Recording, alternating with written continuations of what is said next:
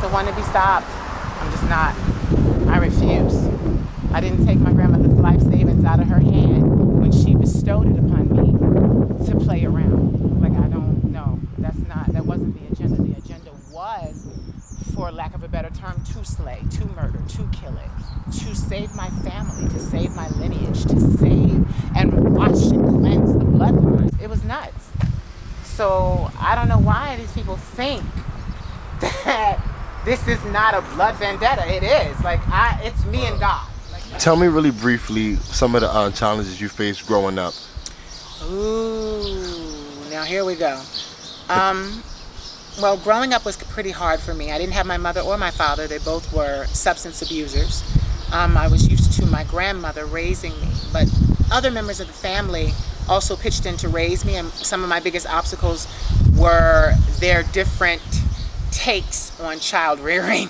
I'll say it. That's a nice way of saying it. Don't make me upset during this interview, but their different takes on how to raise a child were different, all of them.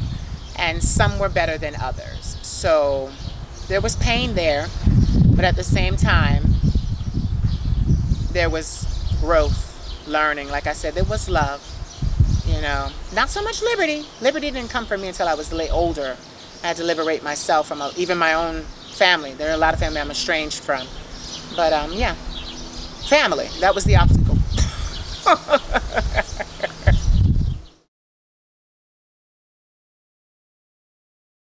This process is the transforming process. But you know what's so funny? Because I always talk about being authentic, it's not really a transforming process for me. I am a cross-dresser. I'm a transvestite. I've been since I was a little boy when I got caught in when my aunt's prom dress.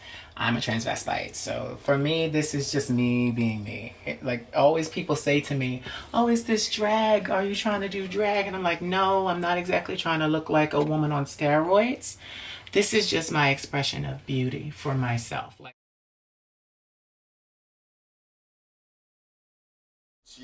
What's different about your artistry than other people? Especially in the world of Instagram where like people can just throw up a silly, funny video being whatever, acting whatever. Like what separates you? Well, you know what's so funny? What separates my empire and what we've built is the fact that, everybody knows shade.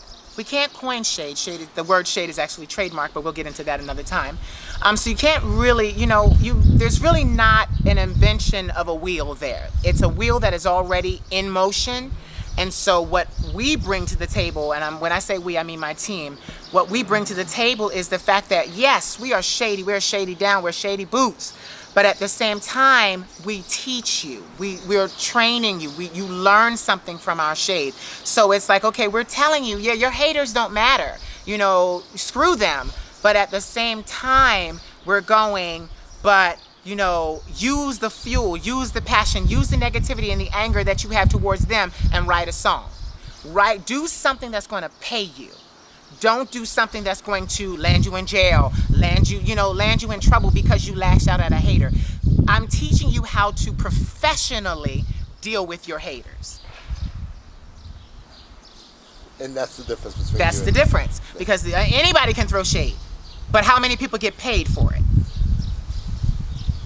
No, but this is how I see myself.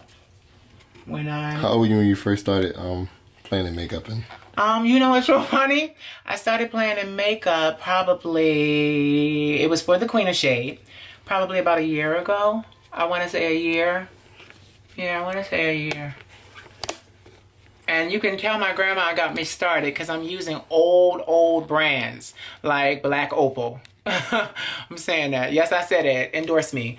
Black Opal. But that's a brand that was out when my grandmother was younger. I just have to get my whole face. But this, I'm a little lazy with this.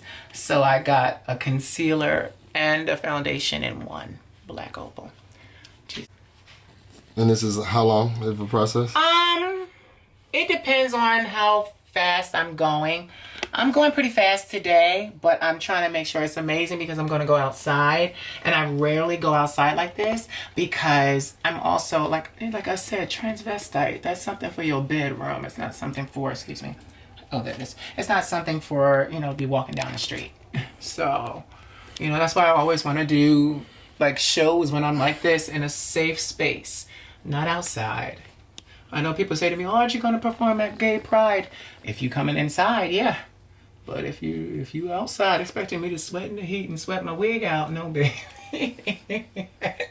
That won't be happening. Okay, I just need to check my face. I got.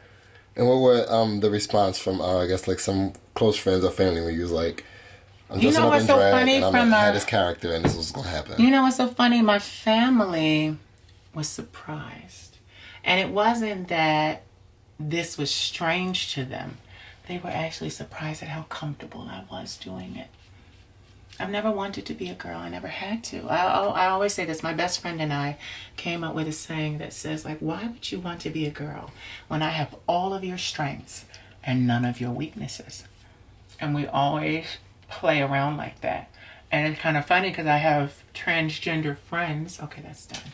I have transgender friends. And just yesterday, one of my friends, her name is Raven, over on Instagram.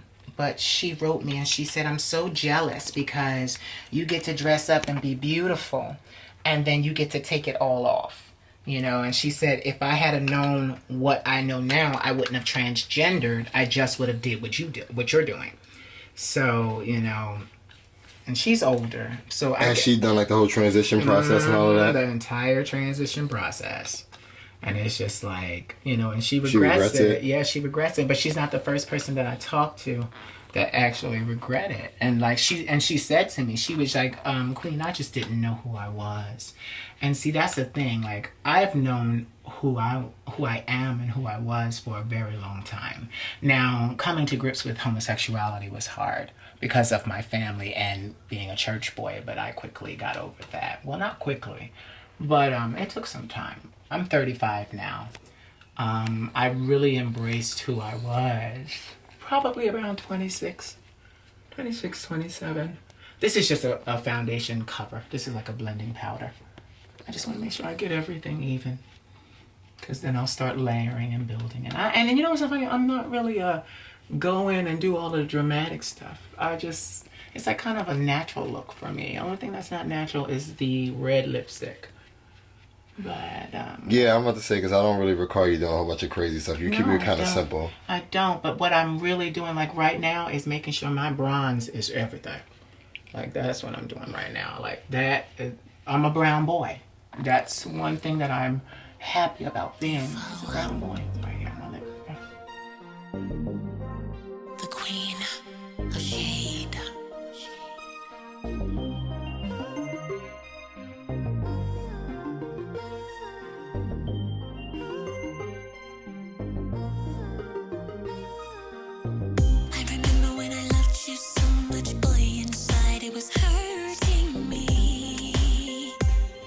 So how is like dating with you being the Queen of Shade, having a fan base and having? Because I can imagine like what, you know what I'm saying? I was hoping you asked that. This is the problem. I am what you classify a blouse. A blouse is a feminine man whom fancies himself to be the dominant partner in a relationship or a sexual situation. So because I know that, I have issued that to my fan base. And my fan base has responded and they don't care. But because of it, I get a lot of men that are very, very masculine, DL men, things like that. Basically the men I'm not interested in.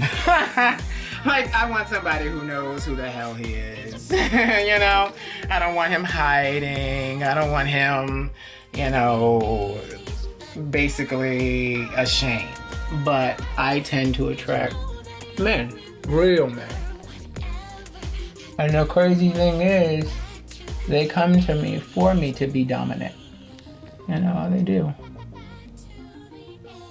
Which I don't have a problem with, but I've been celibate for 6 years now.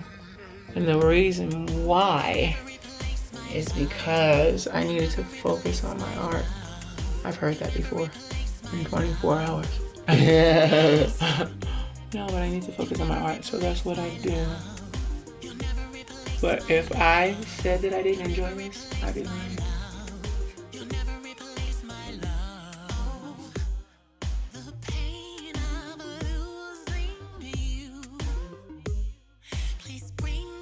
So in 5 years, where will you be? In 5 years, I will live in Paris. I will be performing probably not just Paris, but other places in Europe. But I'll be popping back and forth to the U.S. But yeah, in 5 years, I will live in France. Just like that. Yeah, just like that. And the reason why I say that is because it's not a happenstance for me. When you have a business, you plan, you look at the money, you look at the figures. Can we afford this? Yeah, 5 years I'll be living in Paris.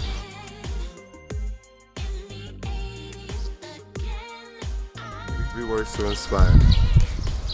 Live, learn, love.